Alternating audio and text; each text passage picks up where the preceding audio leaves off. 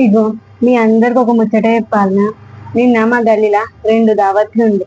ఒకటి పూలపల్లి ఉండే, ఒకటి పెళ్లి ఉండే. ఒక పూలపల్లికి ఏమో మా ఆయన నన్ను పొమ్మన్నాడు, పెళ్లికి ఏమో మా ఆయన పోతా అన్నాడు. ఇక నాకు పూలపల్లికి బుద్ధి కాలే. అయితే నేనేం చేసిన, మా ఆయనని ఇక బతిమలాడిని. అవే నేను ఎప్పుడు బతిమలాడలే, ఒక్కసారి బతిమలాడుతున్నా. పెళ్లికి నేను పోతా, పూలపల్లికి నువ్వు పో. నీ కాలు మొక్తా బాంచన్ ప్లీజ్ జర ప్లీజ్, నీ కాలు మొక్తా బాంచన్ ప్లీజ్ జర ప్లీజ్ నేను పోతానే, పెళ్లికి పోతానే అని చెప్పేసి మా ఆయనని ఇక బతిమలాడిని. అర్ధ గంట బతిమలాడిన.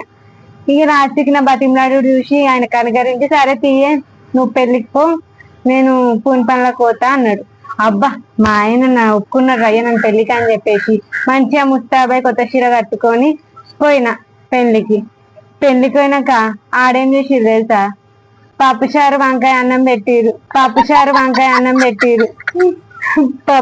వంకాయ అన్నం చూసినాక ఇక దుఃఖం అంటే దుఃఖం వచ్చింది. నేను ఈడ పెళ్లిలా చికెన్ ముక్క మటన్ బొక్క ఉంటుంది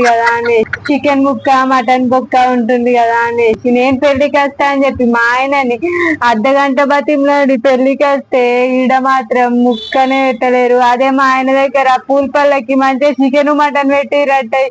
ఎందుకన్నా బతిమలాడిన అర్ధ గంట కాలు మొక్త బాంచానని అర్ధ గంట బతిమలాడిన, వేస్ట్ గా బతిమలాడిన అనిపించింది.